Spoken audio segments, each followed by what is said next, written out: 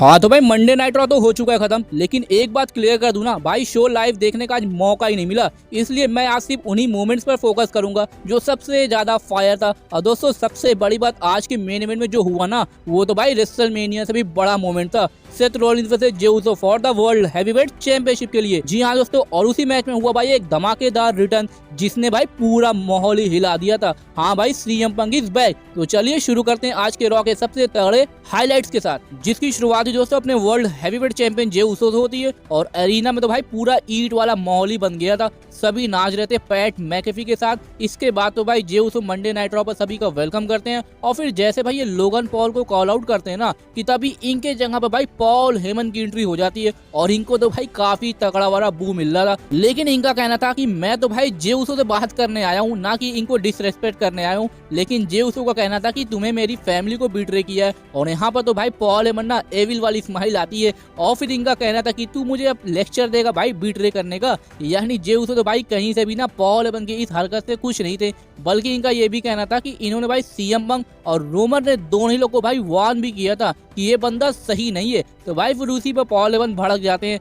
और इसके बाद तो भाई ये काफी लंबी चौड़ी स्पीच देना शुरू कर देते हैं, और वो भी गुस्से में कि देख भाई बिग डॉग रोमन रेंस को ना मैंने ट्राइबल चीफ में बदला है। और जब इनका ग्रेटेस्ट 1316 डेज का रेन खत्म हुआ था ना रेसलमेनिया में, तो उन्होंने क्या किया, मुझे अकेला छोड़कर चले गए सोलो सिको और टोंगन ब्रदर्स के पास। और उन लोगों ने मुझे क्या किया भाई, एमएसजी पर यानी मेडिसन स्क्वायर गार्डन पर टेबल पर स्लैम किया, मेरा करियर खत्म करने की कोशिश की। लेकिन जब रोमन रेंस का रिटर्न हुआ तो मुझे लगा भाई ये रिवेंज के लिए आए, लेकिन ये तो भाई आए थे अपने उला फालक लेने के लिए। यानी स्क्रू मैंने तुम लोगों ने किया है, और इस बार मैं सही हूँ। तो भाई फिर तो क्राउड ना इनके लिए यू सक्स के चैंट लगाना शुरू कर दिया था। वैसे दोस्तों अगर देखा जाए तो कुछ हद तक इनकी बातें सही हैं, लेकिन ये बोलना कि रोमन रेंस सिर्फ उला फालक ले आए थे, ये सही नहीं है भाई। बल्कि दोस्तों पॉल हेमन तो ये भी बोलते हैं ना कि वो तो अपने बेस्ट फ्रेंड सीएम पंक का एक फेवर पूरा कर रहे थे रेसलमेनिया में इनके साथ एंट्री करके, लेकिन रोमन रेंस ने इनको भी इसके वजह से छोड़ दिया। यानी इनको ये ऐसी सिचुएशन में डाल दिए थे ना जहां पर इनके पास कोई ऑप्शन ही नहीं बचा था। और ये सब बातें बोलते हुए तो भाई पॉल हेमन तो एकदम ना हांफने लगे थे,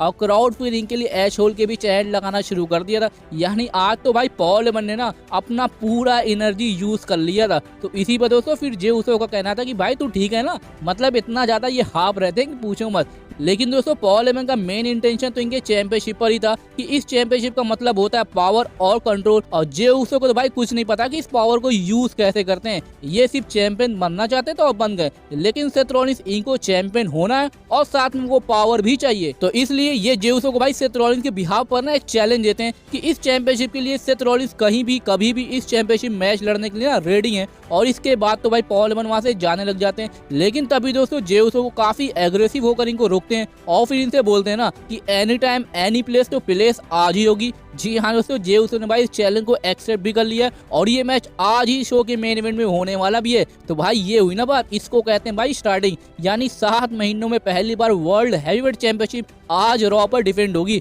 तो भाई अब क्या जे उसो इसको रिटेन कर पाएंगे या नहीं, वो तो मेन इवेंट में ही पता लग जाएगा, क्योंकि आज मेन इवेंट में ना काफी केओस मचता है भाई, क्योंकि best in the world CM Punk का रिटर्न जो होता है। जी हाँ दोस्तों, वीडियो के एंड तक आप बने रहिएगा, अभी अब इसके मेन इवेंट के बारे में आपसे बात करेंगे। उसके बाद दोस्तों शो पर हमको जेडी मैकडॉन वर्सेस पेंटा के बीच में सिंगल मैच देखने को मिलता है। मैच तो भाई ये भी डिसेंट सही था, और जजमेंट डे का मैच था तो इंटरफेरेंस तो होना ही था। फिन बैलर और कार्ल लिटल लगे हुए थे भाई अपना काम करने के लिए, लेकिन रेफरी इनकी इस हरकत से परेशान होकर ना इनको बैक स्टेज भेज देते हैं। तो बस फिर क्या, पेंटा को मौका मिल जाता है, और जेडी कुछ ज्यादा कर भी नहीं पाती, ये रोल अप पिन का यूज करते हैं, लेकिन फिर भी पेंटा कम बैक करते हुए इनके ऊपर पेंटा ड्राइवर लगाकर पिन करके मैच में विक्ट्री ले लेते हैं। उसके बाद दोस्तों शो पर हमको ऑस्टिन थ्योरी वर्सेस शीमस के बीच में सिंगल मैच देखने को मिलता है। जी हाँ दोस्तों, शीमस का भाई आज रिटर्न हो चुका है, लेकिन मैच तो भाई का ग्रेसन वॉलर से होना था, लेकिन वॉलर इस मैच को भाई ऑस्टिन थ्योरी को दे देते कि तुम लड़ो भाई इस बंदे से। और इस चीज से भाई थ्योरी जरा सा भी खुश दिख नहीं रहते। शीमस इनकी हालत खराब करते हुए लास्ट में इनको ऊपर ब्रोक किक लगाकर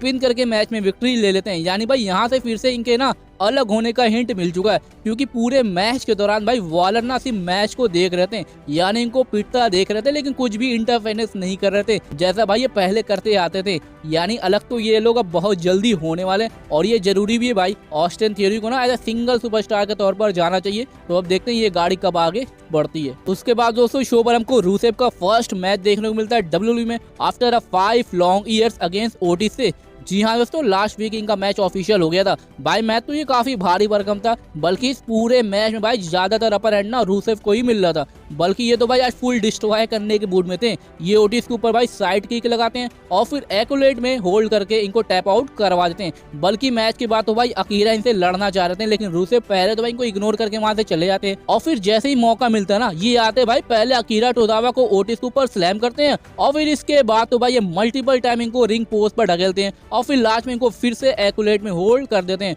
और ऑफिशियल्स के आने पर ही भाई ये इनको ना रिलीज करते हैं, यानी पुराना वाला भाई रूसेव वापस आ गया अब, जिसको भाई सिर्फ तबाही से मतलब होता है और कुछ नहीं। तो अब देखते हैं आगे इनकी बुकिंग कैसे चलती है। वैसे दोस्तों आपका रूसेव के इस फर्स्ट मैच को लेकर क्या रिएक्शन था, हमको जरूर बताएगा। उसके बाद दोस्तों शो पर हमको बेकी लिंच और लायरा वल्करी के बीच में भी सेगमेंट देखने को मिलता है, जहां पर ना ये दोनों लोग भाई अपने बैकलैश मैच को लेकर हाइप करती हैं। लेकिन इससे पहले दोस्तों बेकी लिंच भाई बेली को गार्बेज बता देती हैं कि कैसे ये सही है, यानी ये विक्टिम है, क्योंकि क्राउड इनको बू करने के साथ साथ ना यू सक्स के भी चैंट लगा रहा था। लेकिन बेकी लिंच का कहना था कि तुम मुझे ऐसे ट्रीट नहीं कर सकते, मैंने गार्बेज को हटाया क्योंकि रेसलमेनिया में जब मैंने अपना रिटर्न किया था ना, तो काफी लोग एकदम एक्साइटेड हो गए थे, लेकिन कोई भी बेली की बात नहीं कर रहा था क्योंकि वो एक गार्बेज है और मैंने वही किया जो गार्बेज के साथ करना चाहिए। उसके बाद तो भाई ये लायरा वल्करी को भी यही बताती है, लेकिन तभी दोस्तों लायरा वल्करी की एंट्री हो जाती है और रिएक्शन तो भाई को तगड़ा वाला इस वक्त मिल रहा था। और ये भाई आते ना बेकी लिंच को रिमाइंड करती है कि देख लो भाई, मेरी सक्सेस में ना आपका कोई भी हाथ नहीं है, और जब ये यहाँ पर नहीं थी ना यानी बेकी लिंच, तो चीजें भाई काफी बेटर थी। बल्कि जितने दिन आप छुट्टियां मना रही थी ना, इतने दिन तो मैं इस टाइटल को यहाँ पर डिफेंड कर रही थी, और आप बोल रही कि आपको इस टाइटल की जरूरत है। तो इसी वजह से बेकी लिंच ज्यादा कुछ तो नहीं बोलती है, बस इनका इतना कहना था कि हाँ सभी का साल बढ़िया था, लेकिन उनका कंपैरिजन ना मुझसे नहीं था, क्योंकि इनका काम किसी की हेल्प करना नहीं है बल्कि सभी को डिस्ट्रॉय करना है। और उसी की थोड़ी देर बाद दोस्तों बेकी लिंच इनके ऊपर अटैक करना शुरू कर देती है, यानी फिर से इनके बीच ब्रॉल शुरू हो जाता है। लेकिन लास्ट में जैसे भाई बेकी लिंच इनके ऊपर मैन हैंडल स्लैम के लिए जाती है ना, कि तभी लायरा वल्करी इसको काउंटर करते हुए इनके ऊपर नाइट विंग लगाकर खुद ही टाइटल के साथ स्टैंड टॉल करती है। तो भाई अब देखते हैं बैकलैश में क्या होता है, क्या यही सेम चीज वहां पर ये करने में सफल हो पाएंगी या नहीं, वो तो भाई अभी इस वीक बैकलैश में क्लियर हो जाएगा। खैर दोस्तों उसके बाद शो पर हमको ना गुंथर और पैट मैकेफी के बीच में भी एक सेगमेंट देखने को मिलता है, जहां पर दोस्तों पैट मैकेफी तो भाई काफी लंबी चौड़ी स्पीच देते हैं एक कॉलेज फुटबॉल को लेकर, कि कैसे भाई वो कितने हार्ड वर्किंग है, उनका कल्चर कैसा, ये ड्रीम के पीछे भागते हैं। यानी इसको लेकर ये एग्जाम्पल दे रहे थे गुंथर को कि इनके लिए एक जॉब होगा, लेकिन मेरे लिए वो एक ड्रीम है। बल्कि माइकल कोल की इज्जत ना करना, जो कि इस कंपनी में 28 साल से हैं, और इन्होंने भाई सिर्फ 3 डेट्स को ही मिस किया है। भाई ये कोई छोटी बात नहीं कि 28 साल से वही रहना और लगातार रहना, भाई ये गोट की पहचान होती है। बंदा अपने वर्ड्स को लेकर इतना ज्यादा सीरियस है कि पूछो मत। और उसी सब को लेकर दोस्तों पैट मैकेफी गुंथर को वार्न कर रहे थे कि तुमने भाई काफी बड़ी गलती कर दी है माइकल कोल जैसे बंदे, यानी मेरे बेस्ट फ्रेंड पर हाथ उठाकर। बल्कि ये तो भाई गुंथर के ना इस वर्जन को भाई एक सॉफ्ट वर्जन ही बता देते हैं। तो इसी पर दोस्तों गुंथर तो ज्यादा कुछ नहीं बोलते हैं, बस इतना ही कि आप तो इनको टच नहीं कर सकते, लेकिन बैकलैश में ना इनको तो भाई अब भगवान ही बचा सकता है। इसके बाद तो भाई गुंथर वहां से चले जाते हैं, इस सेगमेंट भी वहीं से एंड हो जाता है। तो भाई अब देखते हैं बैकलैश में किसको कौन बचाता है। 5 दिन ही बचे, इसके बाद सब क्लियर हो जाएगा। और अब दोस्तों हम बात करते हैं शो के मेन इवेंट के बारे में, जहां पर हमको जे उसो वर्सेस सेथ रॉलिंस के बीच में वर्ल्ड हैवीवेट चैंपियनशिप के लिए मैच देखने को मिलता है। और भाई ये मैच तो कुछ ज्यादा ही तगड़ा चला गया था और एकदम बांधे हुआ था भाई कि कब क्या हो जाए। और ये जे उसो के रेसलमेनिया से भी ज्यादा बेटर मैच था, क्योंकि मैच में दोस्तों हमको काफी क्लोज फॉल के साथ साथ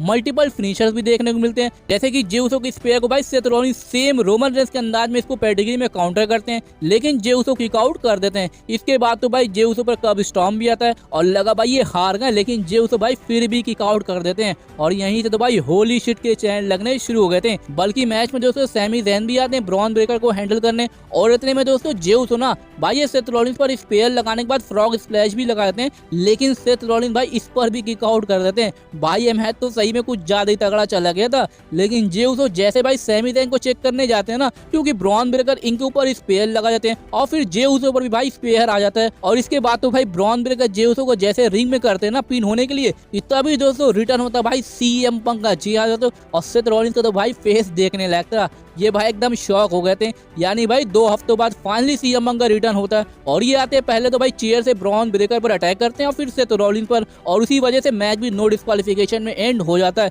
लेकिन सीएम पंक ये भाई दोनों लोग पर मल्टीपल चेयर शॉट लगाकर उनको वहां से भगा देते हैं और क्राउड तो भाई फुल एक्साइटेड हो गया था इनको देखकर, यानी माहौल ही भाई पूरा बदल गया था आज तो मेन इवेंट में। और उसी के बाद दोस्तों फेस बंदे रिंग में स्टैंड टॉल करते हैं और फिर शो भी वहीं से ऑफ एयर चला जाता है। तो भाई यहाँ से तो ऐसा ही लग रहा है ना कि शायद WWE इनके बीच टैग टीम मैच का प्लान कर रही है, लेकिन अब बैकलैश में होगा या नहीं होगा मुझे इसमें डाउट लग रहा है। शायद सैटरडे नाइट मेन इवेंट या तो फिर मनी इन द बैंक, भाई वही दो प्लेस है ना जहाँ पर पॉसिबिलिटीज काफी ज्यादा हाई है। बाकी बैकलैश वहाँ पर तो भाई काफी कम चांसेस है कि मैच होगा। वैसे दोस्तों शो तो भाई आज का काफी जबरदस्त था, लेकिन मैं इसको लाइव नहीं देख पाया सिवाय मेन इवेंट के, वरना भाई पूरे शो को ना कायदे से रिव्यू करता। खैर दोस्तों वैसे अब आप लोग ही बताओ आपको कैसा लगा आज का मंडे नाइट रॉ, हमको कमेंट सेक्शन में जरूर बताइएगा। और अगर दोस्तों ये वीडियो अच्छी लगी इसको लाइक और ज्यादा शेयर जरूर करिएगा ऐसी डब्ल्यूडब्ल्यूई की इंटरेस्टिंग वीडियोस के लिए।